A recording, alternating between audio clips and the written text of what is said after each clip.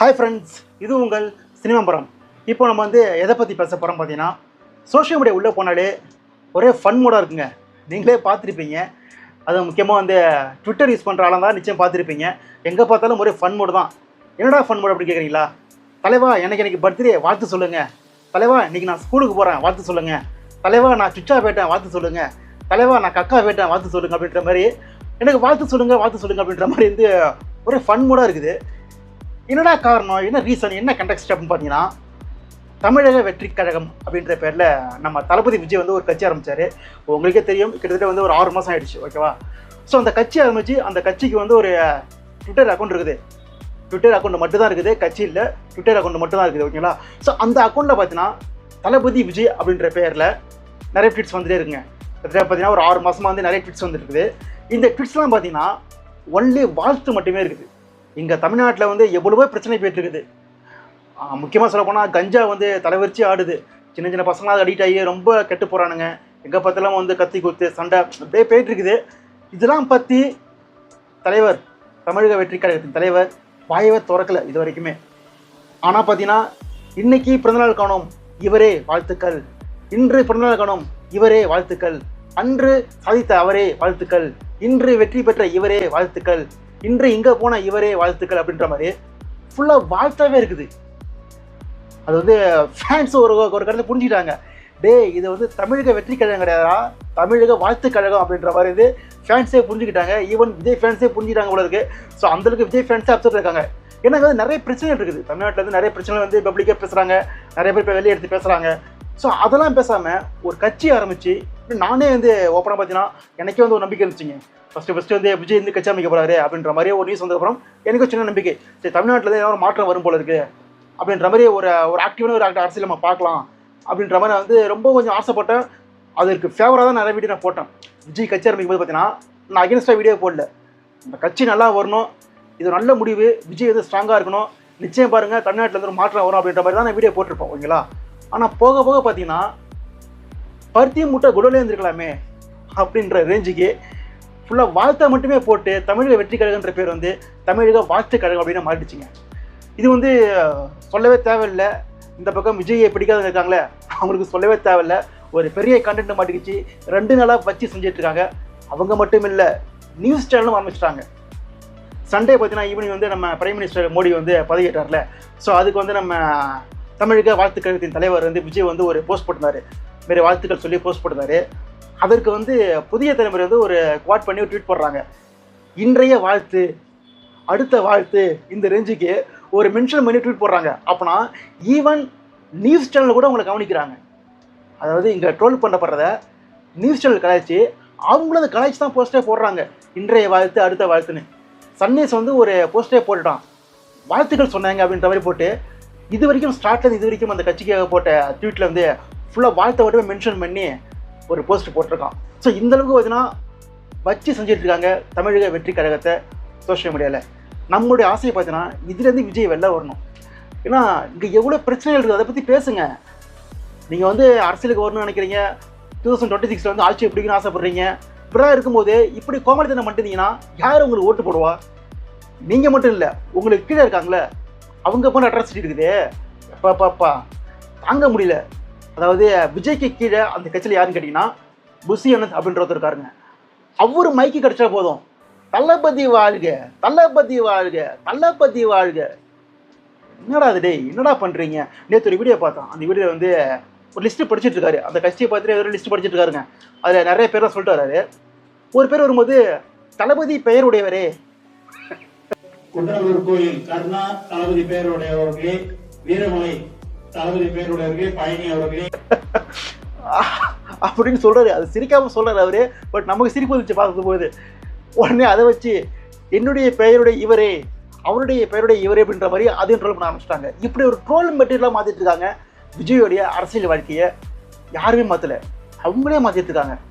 நீங்கள் சொல்லலாம், அவர் கட்சி தான் ஆரம்பிச்சிருக்காரு, ட்விட்டர் அக்கௌண்ட் தான் ஓப்பன் பண்ணிருக்காரு, இன்னும் மாநாடுலாம் போடல, மாநாடு போட்டால் தான் அவர் ஆக்டிவாக அரசியலுக்கு வருவார் அப்படின்னு சொன்னீங்கன்னா, வர்ற துர்காஷ்டமி தானே இப்போ ஏன் வந்திருக்க, இப்போ போ துர்காஷ்டமி வா. அந்த எதுக்கு இப்பயே ஆரம்பிச்சுட்டு எப்படி ட்ரோல் மெட்டீரியல் மாதிரி ஒரு பேட் மார்க்கை எதுக்கு நம்ம சம்பாதிக்கணும் சொல்லுங்கள்? ஒரு ஆக்டிவான அரசியல் கடந்த 3 வருஷமாக பார்த்தீங்கன்னா டிஎம்கே ஆளுங்கட்சிக்கு அகேன்ஸ்டாக பார்த்தீங்கன்னா பாஜக இருக்கட்டும், சீமா இருக்கட்டும், ஸோ இவங்களாம் பார்த்தீங்கன்னா ரொம்ப ஆக்டிவான அரசியல் பண்ணிட்டு இருக்காங்க. அவங்களாலே ஒரு சீட்டு ஜெயிக்க முடியல.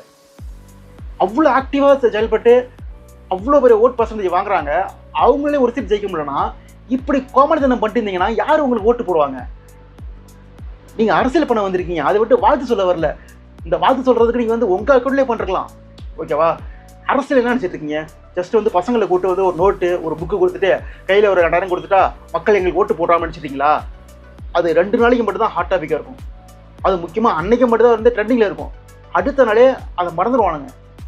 உங்கள் ஆளுங்க மட்டும் தான் டெய்லி போஸ்ட் பண்ணிக்கிட்டு பார்த்தீங்களா தளபதி ட்விட்டர்ஸை பார்த்தீங்களா, தளபதி சிரிச்சாரு பார்த்தீங்களா அப்படின்ற மாதிரி போஸ்ட் போட்டிருப்பாங்க. ஆனால் மக்கள் வந்து ஜஸ்ட்டு அந்த செயலை தான் முடிச்சு விட்ருவாங்க. அது அரசியல் கிடையாது. மக்கள் மனசில் நீங்கள் ஸ்ட்ராங்காகவே பதியணும், ஓகேவா? அப்போ தான் உங்களுக்கு வந்து ஓட்டே போடுவாங்க. அப்படி இருக்கும்போது இப்படிப்பட்ட கோமடித்தனங்கள் பண்ணிவிட்டு நான் வாழ்த்து தெரிவிக்கிறேன்ற ரேஞ்சுக்கு வந்து எல்லாருக்கும் வாழ்த்து அதுதான் வச்சு செஞ்சுட்டு இருக்காங்க. ஸோ இதெல்லாம் விஜய் கைவிடணும். நமக்கே வந்து ஒரு ஆசை இருக்குது, விஜய் வந்து அரசியல் ஜெயிக்கணுன்ற ஆசை நமக்கும் இருக்குது. ஏன்னா வந்து இங்கே ஒரு புது மாற்றம் வரும் அப்படின்னு பார்த்தீங்கன்னா இது மாதிரி ஆட்கள் வந்து உள்ளே வரும்போது அதை வந்து மக்கள் பயன்படுத்திக்கணும் அப்படின்ற ஆசை நமக்கு இருக்குது. ஆனால் இப்படி மக்களை முட்டாளாக்கிற வேலையை வச்சுக்கிட்டு பண்ணிட்டு இருக்கக்கூடாதுல்ல. அரசியல் கட்சி ஆரம்பிச்சிங்கன்னா அந்த வேலையை மட்டும் பாருங்கள். சும்மா வாழ்த்து சொல்கிறேன்னு சொல்லிட்டு நீங்கள் வந்து ஆதித்யா சேனலில் வந்து ஒரு ப்ரோக்ராம் ஓடிட்டு இருக்கோம். அதாவது பிறந்தநாள் வாழ்த்துக்கள் அப்படின்ற ரேஞ்சுக்கு வந்து ஒரு ப்ரோக்ராம் ஓடிட்டு இருக்கோம். சின்ன சின்ன பசங்களாம் வந்து ஃபோட்டோ போட்டு இன்று இவருக்கு பிறந்த நாள் வாழ்த்துக்கள் அப்படின்ற மாதிரி வந்து ஒரு ஸ்லைட் ஷோவில் வந்து போட்டு விடுவாங்களே, அதேமாரி மனுஷன் டெய்லியும் யாராருக்கெல்லாம் பிறந்த நாள் அப்படின்ற மாதிரி நோட் பண்ணிக்கிட்டு வச்சு ஒவ்வொரு ஆளுக்காக போஸ்ட் பண்ணிகிட்டு இருக்காரு. ஸோ இப்படிலாம் பண்ணிங்கன்னா மக்கள் ஓட்டே போட மாட்டாங்க. மிஸ்டர் விஜய் அவர்களே, இப்படி கோமடித்தனம் பண்ணிட்டு இருக்காதிங்க. சில மீம்ஸ் பார்த்தேன், இது சம்மந்தப்பட்ட சில மீம்ஸ் பார்த்தேன், நிறைய வந்து சிரிப்பு வந்துச்சு. பட் எல்லாத்தையும் போட்டால் வந்து ரொம்ப லென்த்தியாக போகும் வீடியோ. ஸோ சில மீம்ஸ் மட்டும் தான் எடுத்து வச்சுருக்கிறேன். நீங்கள் அந்த மீம்ஸ் பாருங்களேன். புதிய தலைமுறை வந்து எனக்கு போட்டு ட்வீட் அது, தன் அடுத்த வாழ்த்து தெரிவித்தார் தாவேக தலைவர் விஜய். அப்புறம் ஒரு தற்கொலை ஃபேன், ஒரு விஜய் ஃபேன் பாருங்கள். விஜய் ஃபேன் வந்து எந்த அளவுக்கு இருக்காங்க நீங்களே பாருங்கள். ஜஸ்ட் வந்து இவனெல்லாம் நம்பி விஜய் அரசியலுக்கு வராரு, ஓகேவா? அது என்ன நீங்களே பாருங்களா. தளபதி எம்ஜிஆருக்கு முன்னாடி பிறந்திருந்தா தளபதி விஜயை பின்றதும் எம்ஜிஆர்னு பத்திரிகை எழுதியிருக்கோம். இப்படிப்பட்ட தற்கொலைகளை வச்சுக்கிட்டு விஜய் அரசியலுக்கு வருவது கொஞ்சம் காமெடி தான் இருக்குது. பட் இந்த தற்கொலையில் தீர்ந்துச்சுன்னா பரவாயில்ல. இது திருந்தாதான் தெரியல. விஜயோடைய பேர் கெடுக்க தேவையில்லை. இந்த போஸ்ட்லாம் போட்டு விஜய் ஏற்கனவே அந்த கட்சி ட்ரோலில் கிடக்குது. இப்படி போஸ்ட் போட்டு இன்னும் சின்ன சின்ன போஸ்ட் தான் வந்து அந்த கட்சியில் இருக்கானுங்க அப்படின்ற மாதிரி ப்ரூவ் பண்ண வைக்கிறதுக்கு இதேமாரி போஸ்டெல்லாம் சில தற்கொலைகள் போடுது. இதெல்லாம் விஜய் கட்சி களை எடுக்கணும், ஓகேவா? ஸோ அதுக்கப்புறம் அந்த மீம்ஸ்லாம் பாருங்கள். என்ன அரசியல் இவ்வளோ ஈஸியாக இருக்குது? என்ன அரசியல் இவ்வளோ ஈஸியாக இருக்குதான்? ஸோ ஒரு படத்தில் ஒன்று வரும், இந்த சத்ரஜி படத்தில், அந்த கராத்தே கற்றுக்கிற இடத்துல வந்து என்ன இவ்வளோ ஈஸியாக இருக்குது ஃபைட்டுன்ற மாதிரி சொல்லுவாங்கள்ல. ஸோ அதை போட்டிருக்காங்க. அதுக்கப்புறம் பிறந்த நாளில் எக்ஸாம் ரிசல்ட் பதவியேற்பு விழா எல்லாத்துக்கும் வாழ்த்து சொல்லுவாங்க அந்த பவரு. அதுக்கப்புறம் இன்றைய வாழ்த்து ஒருத்த வந்து ஒரு படத்தில் வந்து யாருமே மதிக்க மாட்டாங்க, ஆனால் நம்மள தான் பெரிய ஆளுன்ட்டு கை கட்டு போவான்ல, அதை போட்டு ஒன்று போட்டிருக்காங்க. அதுக்கப்புறம் கும்பிடு குருசாமி இன்றைய வாழ்த்துக்கள். இதை பார்த்தவொடனே சிரிப்பு வந்துச்சு எனக்கு. ஏன்னா அப்படி தான் பேர் இந்த கட்சி, டெய்லி ஒரு வாழ்த்து. ஸோ அதுக்கேற்ற மாதிரி தான் இந்த மீம் பார்த்தேன். அப்புறம் இன்றைய வாழ்த்து செய்திகள் நான் சொல்கிறது போங்க. அதுக்கப்புறம் வாழ்த்து சொல்கிறதுக்கு கட்சி ஆரம்பிச்சாட்டாங்க இந்த டிவிகே பாபு.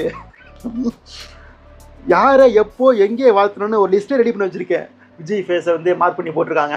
ஸோ இதெல்லாம் பார்க்கும்போது இப்படி ஒரு ட்ரோல்மெண்ட் எல்லாம் தன்னுடைய கட்சி மாறிட்டு இருக்குன்னு விஜய் வந்து மனசில் எடுத்துக்கணும். ஏன்னா வந்து அவர் பின்னாடி அவ்வளோ ஒரு ஃபேன் பேஸ் இருக்காங்க. அவர் ஓட்டாக மாறுமா மாறாதுன்றதை அடுத்து பார்க்கலாம். பட் இருந்தாலும் அதுக்கு முன்னாடி ஒரு ட்ரோல் கட்சியாக மாறிடக்கூடாது. நீங்கள் வந்து மாநாடே போடலை. மாநாடு போகிறதுக்கு முன்னாடியே தமிழக வெற்றி கழகம் அப்படின்ற பேர் வந்து தமிழக வாழ்த்து கழகம் மாறிடுச்சு. அப்படி இருக்கும்போது இதெல்லாம் குறைச்சிக்கிட்டு ஆக்டிவான பொலிட்டிக்ஸ் வாங்க, ஆக்டிவாக இங்கே நடக்கிற பிரச்சனை பற்றி பேசுங்க. ஸோ இதை பேசுனீங்களே மக்கள் உங்களை கவனிக்க ஆரம்பிப்பாங்க. அதை விட்டுட்டு இதுமாரி தேவையில்லாமல் இதுமாரி வந்து ஒரு கோமடி திறமை வேலை பண்ணிட்டு இருக்காதிங்க. ஸோ நமக்கு ஒரு ஆசை இருக்குது விஜய் அரசியல் ஜெயிக்கணும்னு. ஆனால் ஜெயிக்கணும்னா இந்த கோமடி தினத்தையும் அவருடைய ஃபேன்ஸ் சொல்லிட்டு இருக்கிற தற்கொலைகளும் திருந்தணும். முக்கியமாக முசி ஆனந்த் வெளியே பேசும்போது தான் என்ன பேசணும்னு புரிஞ்சுக்கிட்டே பேசணும். சும்மா தளபதி வாழ்க அப்படிலாம் பேச தேவையில்லை.